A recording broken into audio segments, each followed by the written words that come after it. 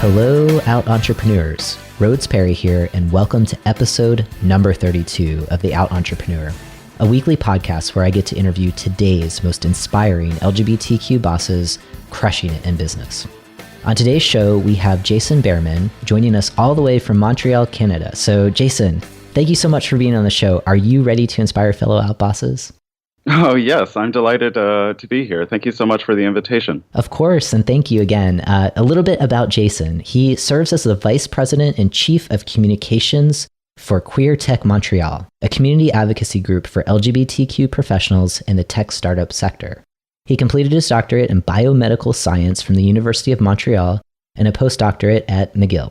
His research focused on assessing the social and ethical implications of technologies and healthcare for LGBTQ populations and queer rights in medicine. I love that. A longtime out entrepreneur, he currently is a communications strategist in science and technology. So very, very cool background. I'm really excited to have you on the show, Jason. To kick off the interview, can you let us know a little bit more about Queer Tech Montreal and what makes this organization really unique? Well, we were inspired to launch a Montreal chapter of Queer Tech by Andy Saldana, who launched a similar community organization in New York called Queer Tech New York. So we've been around since October of last year, where we held our first meeting. It was founded by our president. His name is Nalfo Testioni, and he is one of the leaders in the Montreal tech startup scene, also one of the executive directors of Montreal New Tech. And so we got together. I met him at the first event and jumped on board to help him advance this initiative. So as you said, we're a community organization that advocates for the visibility and empowerment of LGBTQ professionals in the technology sector. So we have lots of people in science, technology, math, engineering, and related fields. And we do not focus exclusively on the tech startup scene, but that is definitely one of the main focuses of our organization and our members. And so we have many people that either work in tech startups or are LGBTQ entrepreneurs. And we initially started the group to increase the visibility and promote the visibility of LGBTQ minorities in the tech sector, and also to promote diversity and inclusion initiatives within this sector because, as most listeners might understand, the tech sector is the economy of the future. And so there's going to be a major divide in society of those who have the best opportunities to achieve wealth and prominence and success, mainly those who will be a part of the tech sector, and those who will not. And currently, there is a major problem with the tech sector, primarily the fact that it has abysmal levels of diversity and inclusion. The tech sector has a great deficiency of women, visible minorities, people with disabilities, and also LGBTQ minorities. And so we are trying to reverse this trend and try to make people that are from minority and marginalized populations feel more included within the sector. And so this started, we hold monthly events related to these topics where we either have networking events to try to promote job connections and career opportunities, as well as have prominent speakers come speak at our events and describe their stories of being an LGBTQ minority in the tech sector, or have prominent leaders that have advanced diversity and inclusion initiatives within the Montreal area or Canada. Our organization has really snowballed. I mean, Montreal it's a pretty cool queer city.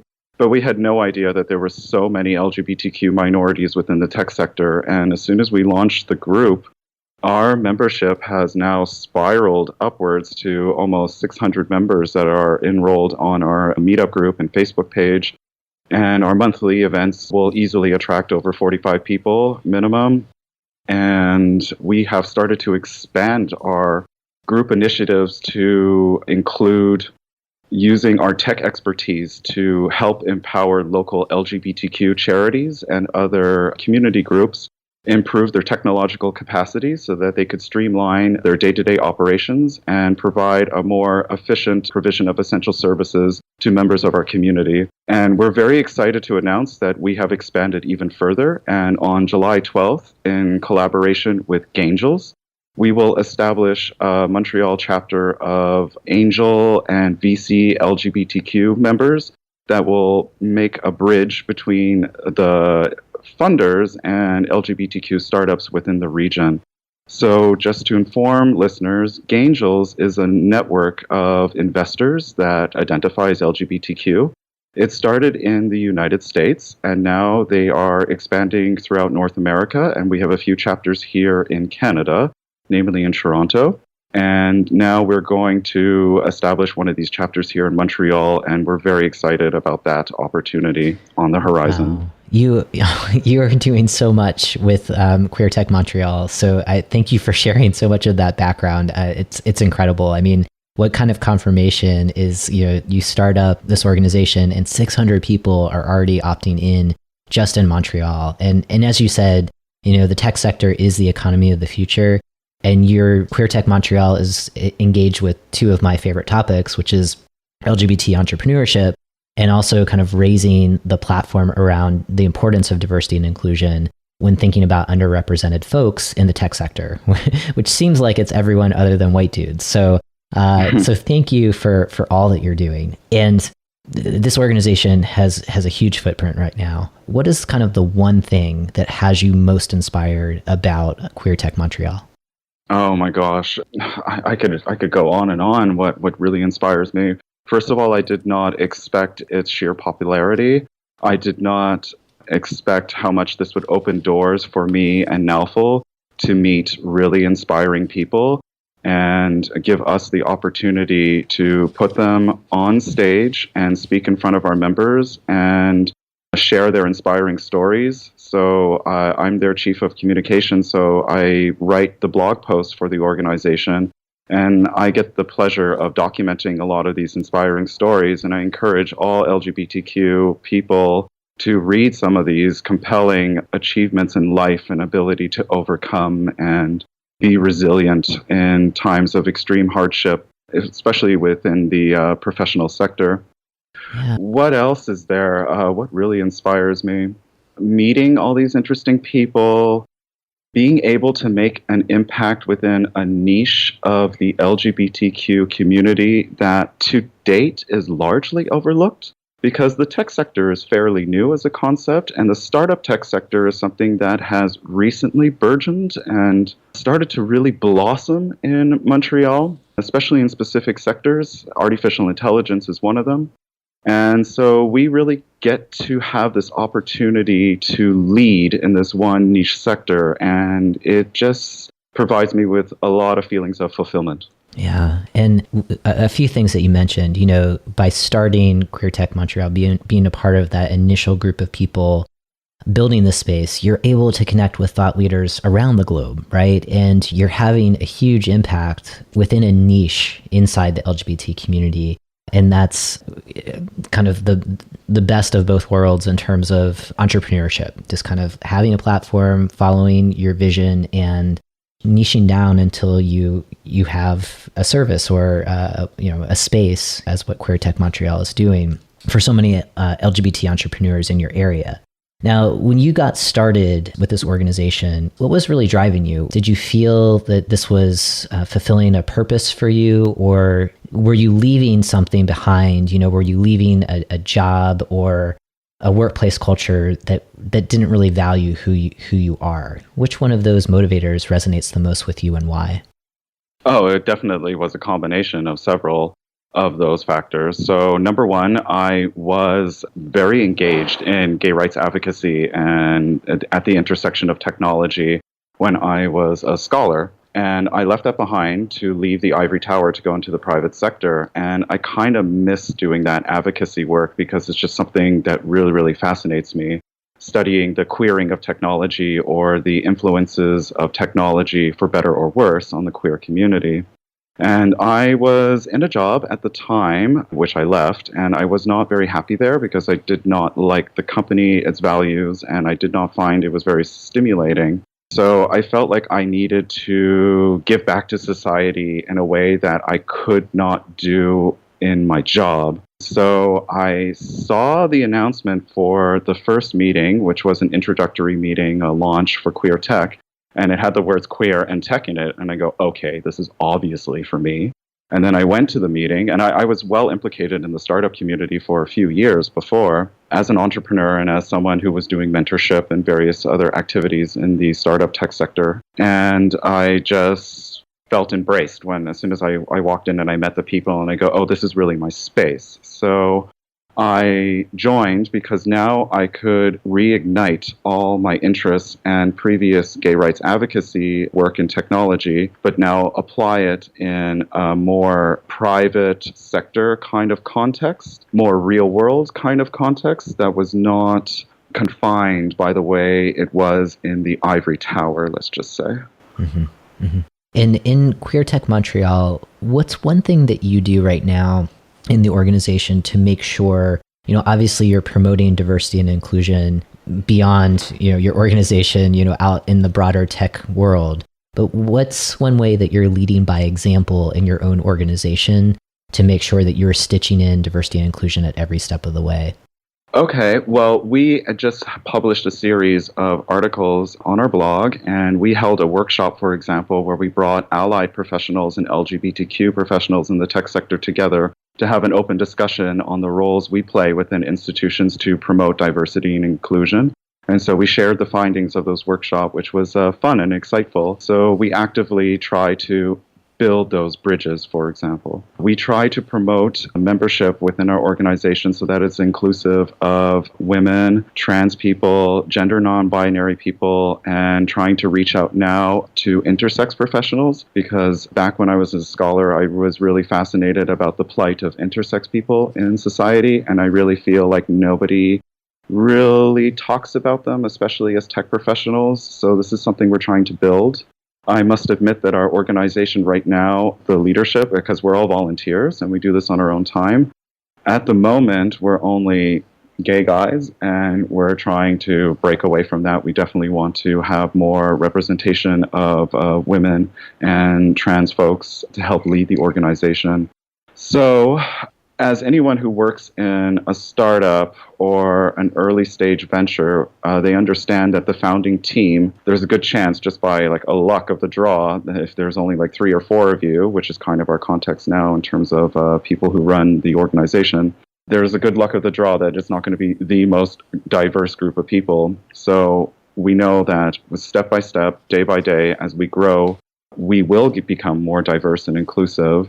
And this is just something that we must keep our eyes on and actively change. And that's what we're doing. So if there's anyone that's interested in joining our team, please drop us a line. There you go. Yeah. I like what you said. A couple of things, you're engaging in dialogue with the broader community in Montreal around the topic of diversity and inclusion, and really trying to break up the homogenous culture, the dominant culture at the top levels in these organizations or businesses, and that you're really focusing in with this kind of founding team around recruiting underrepresented groups. And you had mentioned women and transgender, non-binary, people with intersex condition. These are kind of the primary groups of people that you're targeting to lead the organization. And I think that that's really kind of the key phrase right there, is not just kind of like, oh, we want to diversify our team and have a team of virtual assistants who are super diverse. It's like, no, you're actually thinking about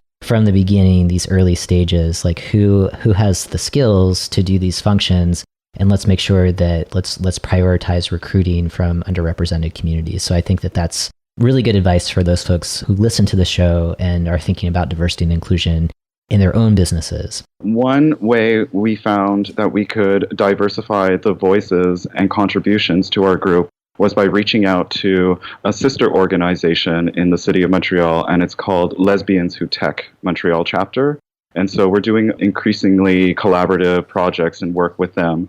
And so, for example, we will be marching together with this organization in the upcoming Montreal Pride Parade, and as well sharing a stand at our community day for the LGBTQ community to ensure that we do have women represented within the tech sector. That's great. And, really building alliances with like-minded organizations is just another great strategy. So thanks for sharing that as well.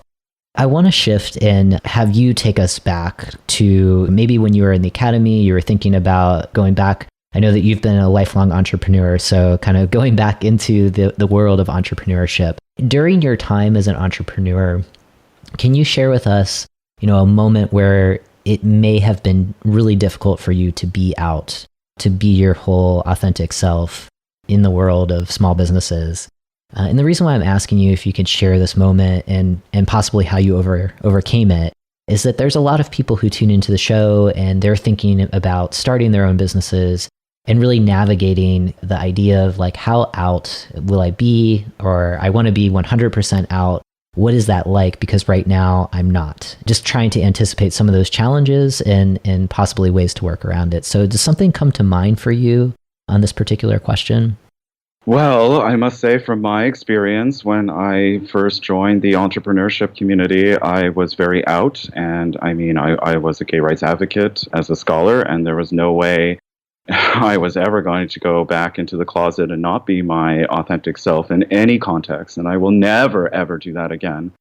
So for me, that was not an issue because I just drew that line and I made sure that I would never cross it just for my own integrity and own psychological and emotional well-being. This was not problematic for me because I'm very fortunate in the community that I live in is very open and inclusive. And I know that is not the case for many other people in this world, unfortunately. We're getting there, one step at a time. Yeah. But I can recount to you a time where I was not able to be my authentic self, and I felt really pushed to be in the closet and hide who I was. It was just such a, I'm trying to think of an accurate word to describe it, aggravating, I guess you could say. Like by the end, when I left that environment, I just felt so aggravated, and stepping away from it, I said, never, ever, ever again. It was during my master's training, I must say, and also at the tail end of my bachelor's training when I was in biochemistry, working in the laboratory environment. This was a very, it's kind of shocking to say, but it's very similar to the tech sector. Though women and people of color and other minority groups were represented within the department, it still had this deeply ingrained bro culture. Very like white, male, heterosexual, cisgender dominated kind of ideology, I guess you could say. And I was not necessarily people were directing homophobia towards me, but homophobic remarks and homophobic tensions in the air was endemic. And it was just when you scratch your nails across the chalkboard kind of feeling. And having to deal with that kind of work environment day in, day out really left a venomous taste in my mouth. And from that experience, I said never again. And from then on, I was always very out. And whenever I would have an interview for a position or consider joining any kind of team or a research project or whatnot, I always laid the cards out right on the table and said, within the discussion, the introductory discussion, that I am a gay person. Will this be a problem? I will do this at every job interview I have now, for example. And I must say it really works out well. It makes sure that I will never fall into that situation again because I will just never tolerate it. Yeah, I think drawing on that experience being in the lab and really feeling othered in a way because you're not necessarily a part. I love how you define the bro culture, that you're not a part of that. And that's a big motivator, a big driver for you as you're in the entrepreneurial space now, thinking about clients that you want to work with or other founders, people a part of Queer Tech Montreal, just kind of obviously Queer Tech Montreal, like, hey, we're an LGBT group. This is who we are. And that you're bringing in, you're attracting people that really resonate with who you are, and you're weeding out from the beginning those folks that just, for whatever reasons, are not going to celebrate your whole self. So thank you for sharing that. This show is all about empowerment. And one of the things that I really want to lift up is some of the strengths that we as LGBT queer people bring to the table. Because I say this often in interviews, but we are shaped by the fire. We're shaped by our experiences and sometimes the really challenging experiences that come with some of the rejection that we experience in society. And so I'm curious, from your perspective, what are some of those strengths that you see in LGBTQ people? Like when you're talking with folks in the tech sector about why they should care about diversity and inclusion and why they should think about LGBTQ people as a dimension of diversity, like what are some of those strengths that really help you kind of persuade those kind of ally leaders to be like, oh yeah, you're right? What are a few things that come to mind for you? Well, definitely identifying inherent weaknesses in the development of certain technology and certain products and services. For example, if you do interesting searches online, you will find numerous examples where product updates, software updates, excuse me, or certain emerging technologies, because they were developed by a non-inclusive or non-diverse team, they overlooked fundamental weaknesses in the product that they were releasing, and this either like backfired or produced significant harms for certain members of their target market. One of the classic examples from way back in the day, there's a couple of publications that was made concerning the development of cockpits and ejection seats for pilots, and a lot of the teams, the engineers that developed the mechanisms for like the inherent technology for this, they designed it for a standard male body because it was just outside of their world vision to consider that women may have specific needs because of their body dimensions for this technology and the design of cockpits and also for the ejection seats. And they found that since they did not include women in the team and their needs, that a lot of this technology did not work appropriately for them and would actually harm them in case of an emergency situation. We see today examples where artificial intelligence is very interesting, and facial recognition technology. They want to use this technology to identify people, to streamline, border crossing and identify people for various reasons. And since they are not inclusive of gender non-binary people or trans people, they find that their algorithms are mistaking the identity and gender of these people. That could have significant implications on a government level, but it's also a gross sucker punch to these people in their daily lives, especially if they have to be identified as someone who they're not, just because an algorithm is oblivious to their existence. Yeah. I can go on and on of examples of the queering of technology or the lack thereof. Yeah, I think that that's great. Like what you're hitting on is the unique perspective that LGBTQ people bring to whether it's kind of the research and development teams of developing new technology or kind of more broadly outside of the tech space, just products and services. And really, because of lived experiences, identifying those blind spots that if you exclusively had a team of straight and cisgender people, non-transgender people, you're going to miss a lot of things. Just thinking of like early iterations of dating websites, right? Like no acknowledgement that LGBT people are out there, people in same-sex relationships. When kind of identifying your gender, just kind of like the hair-pulling moment that gives for all of us who are trans or non-binary. It's like, what do I put here? It's this kind of, so a lot of that stuff fortunately is changing, not fast enough, I think, in my opinion, but I think what you're sharing is a really important takeaway for people when they're thinking about their own value and how they can frame their expertise, whether they're applying for a job, but especially in thinking about building a business. What's that kind of unique perspective that you bring? And I think for all of us under the rainbow umbrella, there's so much that we bring. So kind of considering, the challenges of being an out boss and also those blessings that come with being LGBT, what do you want our listeners to really focus in on and make sure they take away just to inspire them to bring their whole selves to work? The first step is always the hardest part. So I understand that many people may find themselves in a difficult situation and they may debate day after day whether this will be advantageous for them to be their true authentic self in the workplace. And I must say from my experience, as well as the experience I see within my community day after day after day, is rip off the Band-Aid, jump in, take a deep breath, and you will understand that after you take that initial step, that it wasn't so bad after all.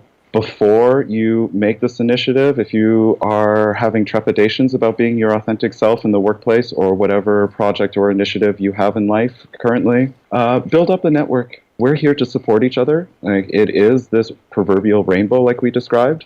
So rainbow means brightness, cheeriness, and there's a lot of us. We are a tight-knit community. And so seek out guidance and support from others around you. You'll be surprised just through meetup groups and other groups on the internet how many people will extend a kind hand and reassure you that you know exactly what you're doing. Yeah, I think that is great advice. And that first piece is so critical. So, definitely rip off that Band-Aid, as you say. But before doing that, really look around, find fellow LGBT friends, community members, acquaintances, and really pick the brains of folks that are local in your own community around how they navigate being out in general, but especially in the workplace. So thank you for sharing that, Jason. We're going to take a very, very quick sponsorship break. And for our listeners, please don't go anywhere, because when we return, we're going to learn more about Jason and a little bit more about Queer Tech Montreal. HR and diversity professionals. Are you struggling with engaging LGBTQ talent? Do you stay awake at night worrying about limiting litigation risks? Have you considered seeking support around these concerns, but just aren't sure where to turn? Look no further. Rhodes Perry Consulting offers you solutions with the Engaging LGBTQ Talent A to Z certification. This proven 4-week mentorship program delivers skills, offers support, and connects you with other professionals committed to transforming themselves and their workplaces. Learn more about this cutting-edge program by visiting rhodesperry.com and use the promo code RPC for a 10% discount. Take action and visit rhodesperry.com. Welcome back, Outbosses. We are now going into our bonus round, where we'll have the chance to get to know Jason a little bit better, gain some insights on how we can bring our whole selves to work, and then learn one way that we can stay in touch with Jason and Queer Tech Montreal. All right, Jason, are you ready for the quickfire questions? Oh, yeah, as ready as I could ever be. So awesome. Fire on. Okay, here we go. In one sentence, what does it mean to bring your whole self to work? To be the epitome of resilience and the most inspirational person you possibly could be. I love that. That is such a good response.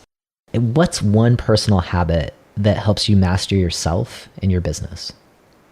Fearlessness to try something new. This is something I've always had since I was a very young child. I have so many passions and so many different habits, from cooking to gardening to artistic pursuits to science and tech to writing to clothing design to furniture design, and just always being open to trying something new and knowing that it may not come out super perfect in the beginning, but eventually, if you work at it, it will become really beautiful and something you could be proud of. I think that's great. Letting go of making fear-based decisions, right? And moving from a place of faith, believing in yourself. I think we can't hear that enough, especially on this program. So thanks for that. So name one thing that you readily delegate in your business to stay focused on what you're good at.